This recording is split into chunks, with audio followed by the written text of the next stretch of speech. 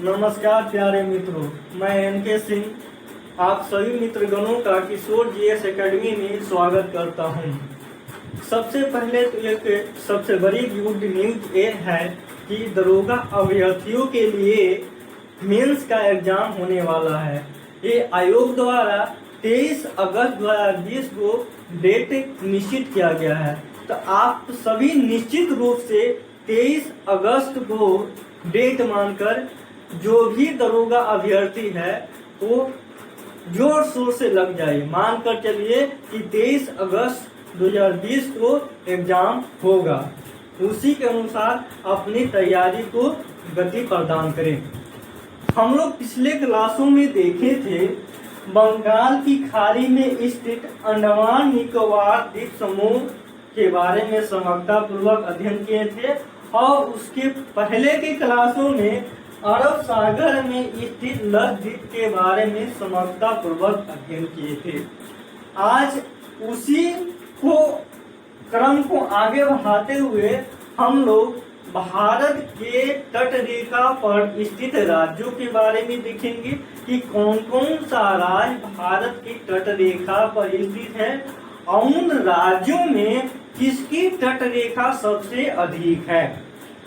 उसके बाद हम लोग देखेंगे कि क्रम से कौन कौन सा राज्य है, वो हम लोग डिक्रीजिंग से इंक्रीजिंग ऑर्डर के रूप में देखेंगे। सबसे पहले सब बड़े राज्यों के बारे में देखेंगे और सबसे लास्ट में देखेंगे कि कौन सा छोटे है।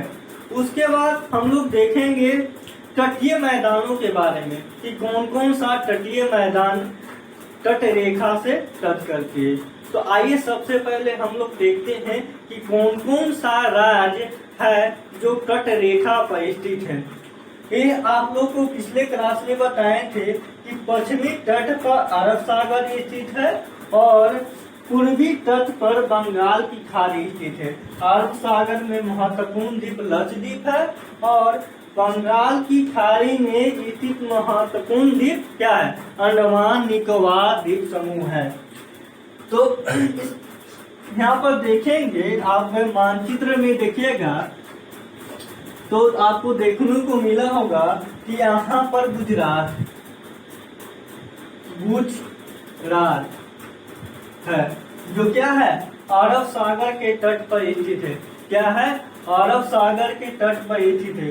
उसके बाद देखिएगा यहाँ पर रीजन जो है महाराष्ट्र है, महाराष्ट्र, ये भी अरब सागर के तट रेखा पर स्थित है।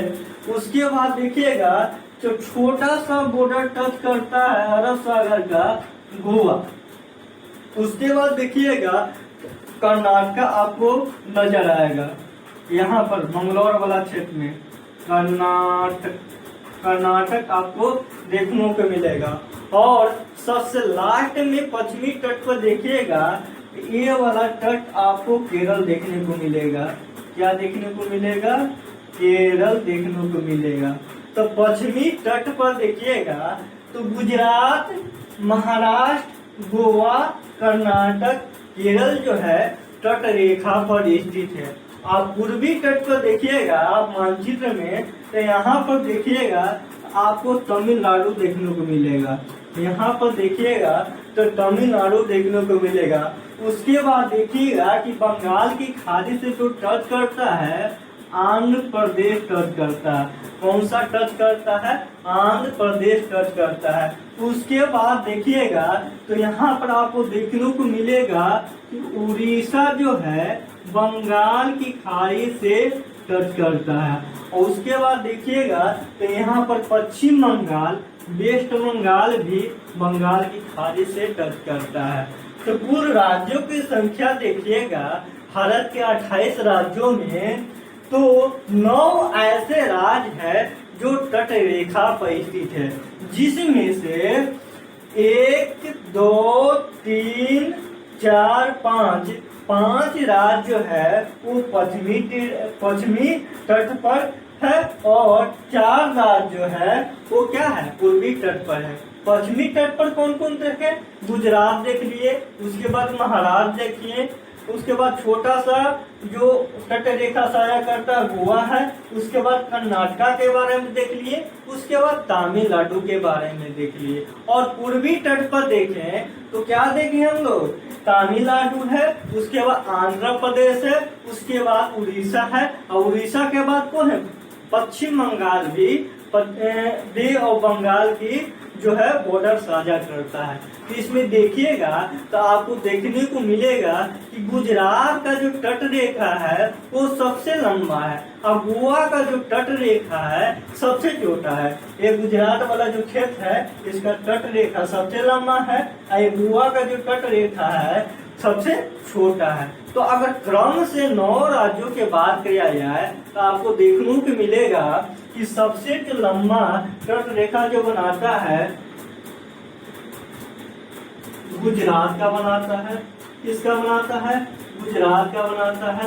उसके बाद देखिएगा तो आपको दूसरे नंबर पर आंध्र प्रदेश देखने को मिलेगा, आंध्र प्रदेश देखने को मिलेगा। कौन सा देखने को मिलेगा, आंध्र प्रदेश देखने को मिलेगा। उसके बाद तीसरे नंबर पर देखिएगा तो आपको तमिलनाडु देखने को मिलेगा, तमिलनाडु देखने को मिलेगा, तमिलनाडु देखने को मिलेगा।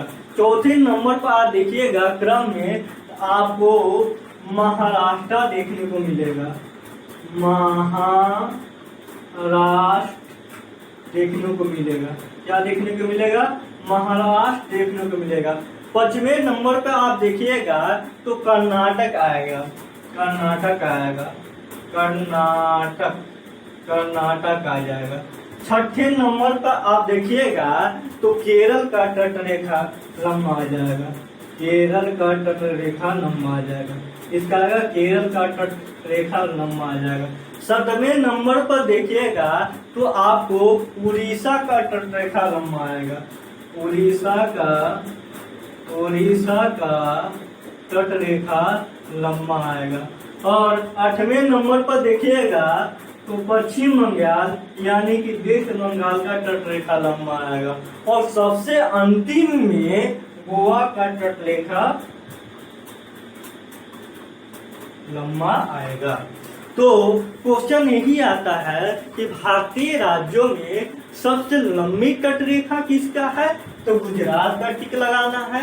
और सबसे छोटी तट रेखा किसका है, गोवा का टिक लगाना है। लेकिन कभी कभी कुछ अच्छे एग्जामों में जैसे कि पीसीएस एग्जाम हो गया, बिहार पब्लिक सर्विस कमीशन या बीपीएससी, क्वेश्चन अरेंज वे में दे देता है कि अरेंज वे में सजाने के लिए तट रेखा की लंबाई के अनुसार। तो आपको याद रखना है, इस तरह से याद रखना है कि सबसे लंबी तट रेखा आपको याद रखना है, गुजरात का याद रखना है। दूसरे नंबर पर किसका याद रखना है, आंध्र प्रदेश को याद रखना है। तीसरे नंबर पर किसको याद रखना है, तो तमिलनाडु को याद रखना है।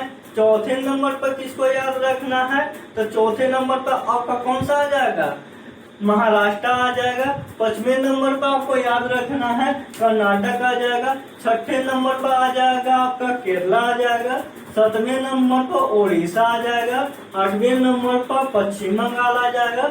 और 9वें नंबर पर कौन सा आ जाएगा, गोवा आ जाएगा। तो कम से कम आपको 4 को याद रखना है, गुजरात, गुजरात के बाद आंध्र प्रदेश, आंध्र प्रदेश के बाद तमिलनाडु, और तमिलनाडु के बाद महाराष्ट्र।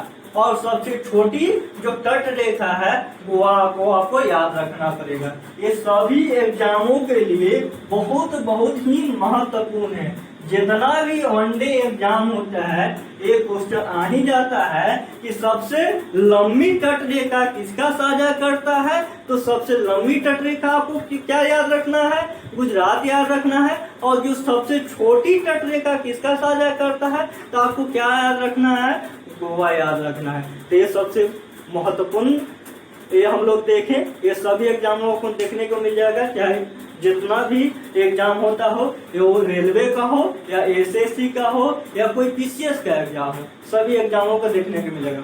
अब हम लोग देखते हैं यहाँ के बाद तटीय मैदानों के बाद देखते हैं कि कौन कौन सा तटीय मैदान जो है वो एक अरब सागर से कौन कौन सा तटीय मैदान लगता है और एक बंगाल की खाड़ी से कौन कौन सा तटीय मैदान लगता है, वो हम लोग देखते हैं। निश्चित रूप से आप लोग नोट कर लिए होंगे। यहाँ पर देखिएगा तो गुजरात वाले क्षेत्र में क्या बोलते हैं, कठियावाड़ क्षेत्र का मैदान बोलते हैं, या कठियावाड़ तटीय मैदान बोलते हैं, या उसी को गुजरात का तटीय मैदान बोलते हैं, गुजरात का तटीय मैदान बोलते हैं। इसको क्या बोलते हैं, कठियावाड़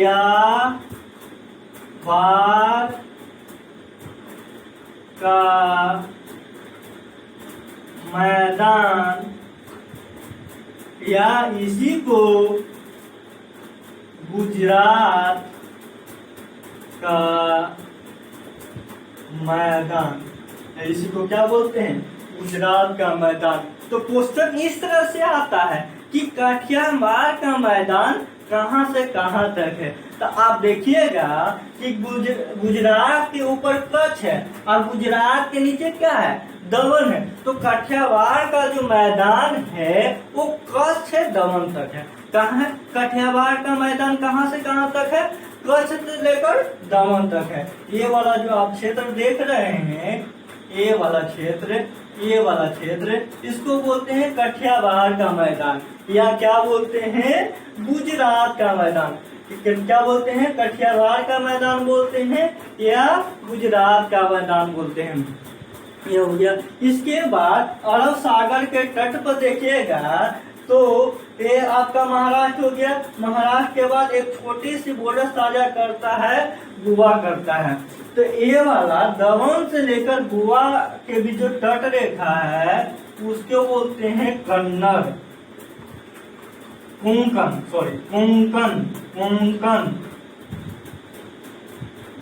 कोंकण तट, क्या बोलते हैं, कोंकण तट। तो क्वेश्चन इस तरह से आता है कि कोंकण तट किसके किसके बीच है। तो क्या आपको लगाना है, दमन से जो गोवा के तटीय मैदान है उसको क्या बोलते हैं, कोंकण तट बोलते हैं।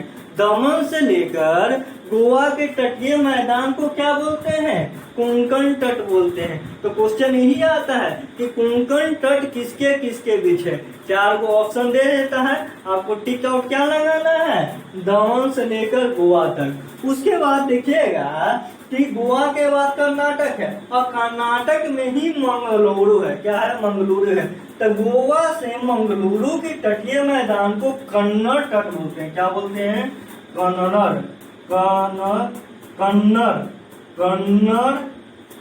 तट बोलते हैं। क्या बोलते हैं, कन्नड़ तट बोलते हैं। तो क्वेश्चन आता है कि कन्नड़ तट का विस्तार कहां से लेकर कहां तक है। तो आपको क्या टिक आउट लगाना है, गोवा से लेकर मंगलोर। गोवा से लेकर मंगलोर वाले रीजन को क्या बोलते हैं, कन्नड़ तट बोलते हैं। और सबसे लास्ट में जो अरब सागर से जो तट लगता है वो मंगलूर से लेकर कन्याकुमारी तक। दूसरे क्लास में ही बताया है, दूसरा या तीसरा क्लास में, कि कन्याकुमारी जो है सबसे पश्चिमी बिंदु है। तो क्या बोलेंगे, मंगलौर से लेकर कन्याकुमारी तट को क्या बोलेंगे, मालाबार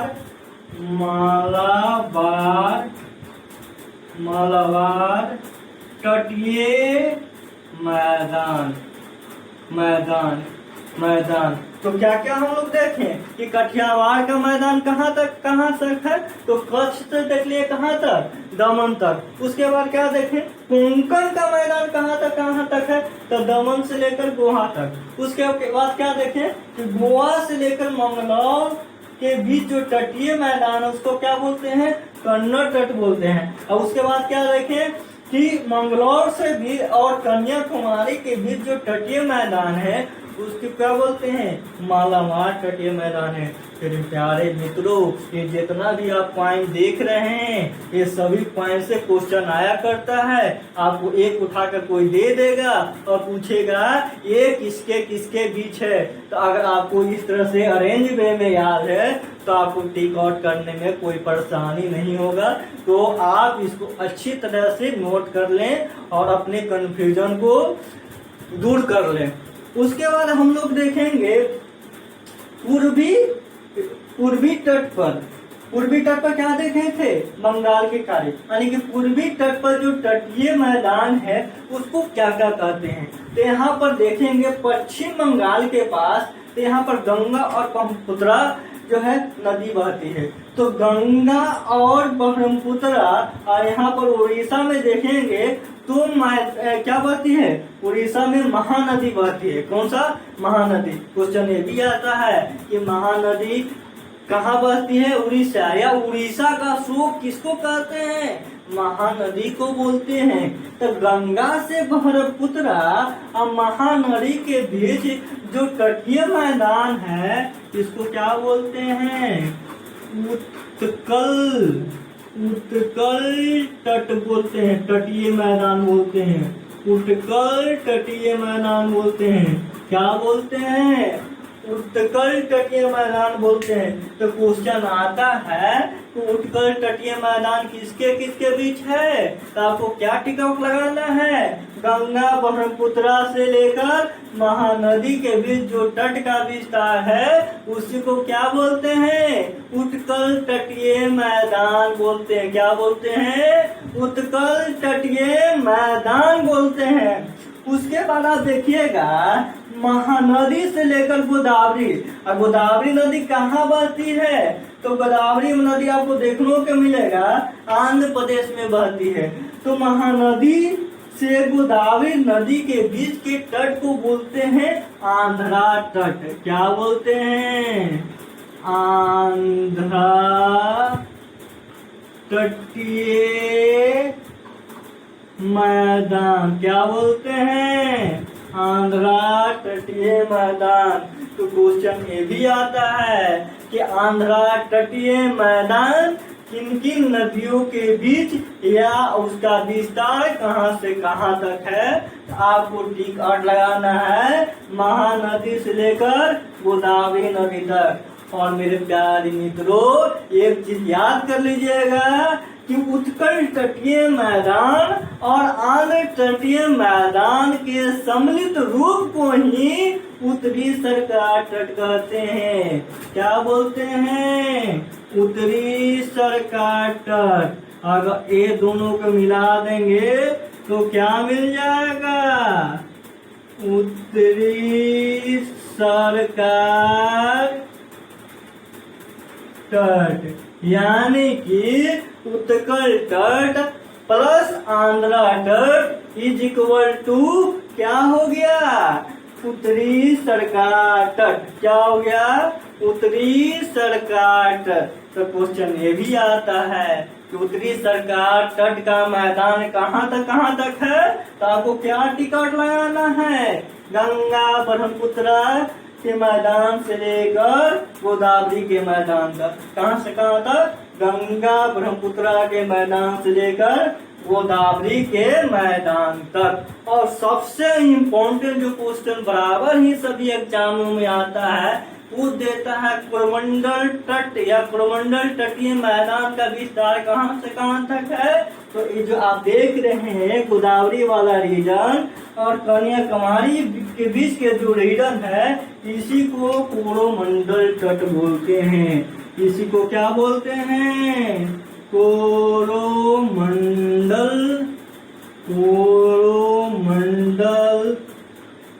तटीय मैदान। क्या बोलते हैं? कोरोमंडल तटीय मैदान।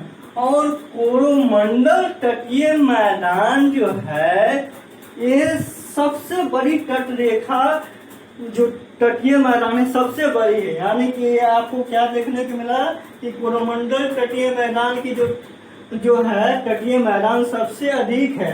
और कोरोमंडल तटीय मैदान को ही क्या बोलते हैं? भारत का गौरव बोलते हैं। यहाँ पर लिख देते हैं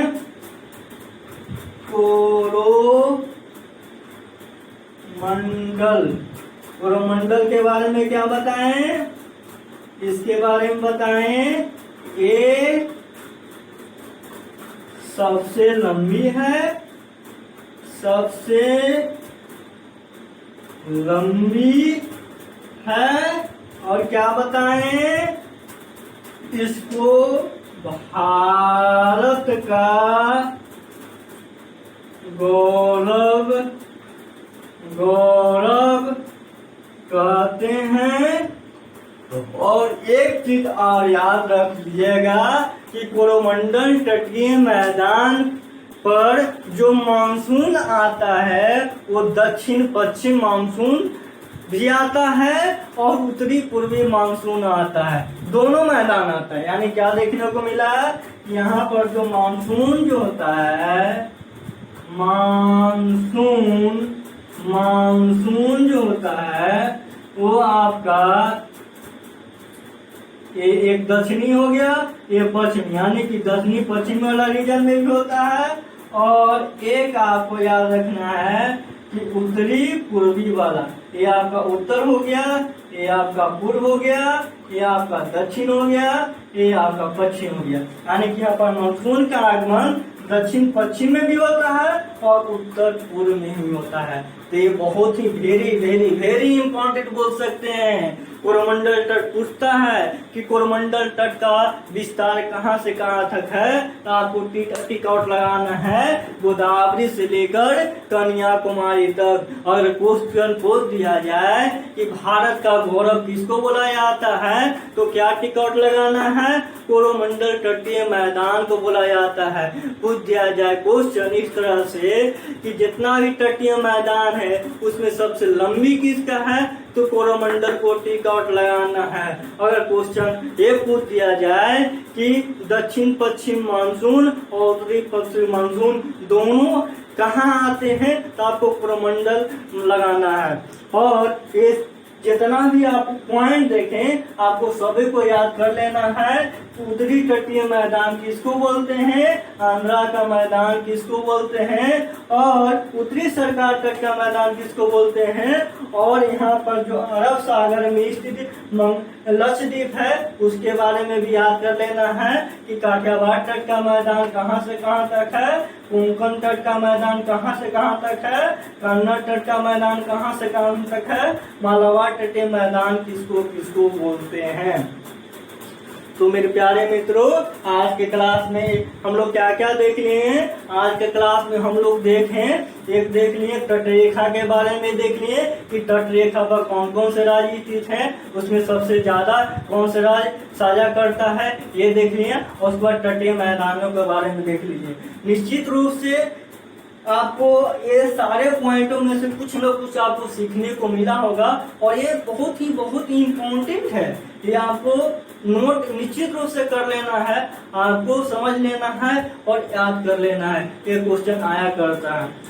एक और महत्वपूर्ण सूचना, जैसे कि दरोगा का एग्जाम होने वाला है 30 अगस्त से, तो मेरा कोशिश रहेगा कि जितना भी विश्व इतिहास का जो टॉपिक है जिससे क्वेश्चन आते रहता है, जैसे मकर रेखा पर स्थित राज्य कौन कौन सा है, कर्क रेखा पर स्थित राज्य कौन कौन सा है, भूगोल रेखा पर स्थित राज्य कौन कौन सा है, लैंड लॉक कंट्री कौन कौन सा है, ऑस्ट्रेलिया के बारे में कुछ महत्वपूर्ण मतलब महाद्वीपों के बारे में जो महत्वपूर्ण पॉइंट है उसको मैं एक ट्रिक के माध्यम से लाया करूंगा।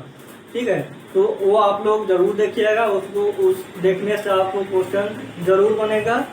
ठीक है, और अगर मेरा पढ़ाया हुआ अगर आपको कुछ भी समझ में आता है तो आप इसको लाइक जरूर करें।